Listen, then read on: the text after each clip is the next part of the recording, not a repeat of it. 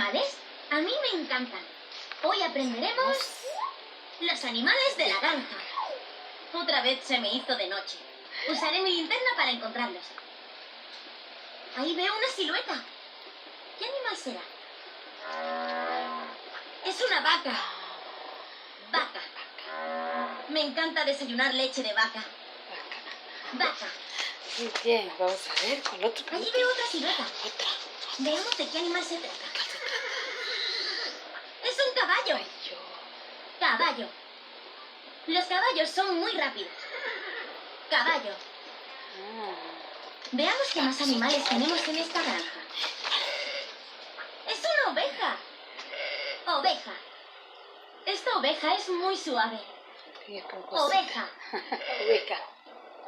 A ver qué encontramos por aquí. La gallina. Es una gallina. Con su pollito. Gallina. Gallina. Las gallinas ponen huevos. Gallina. Muy bien.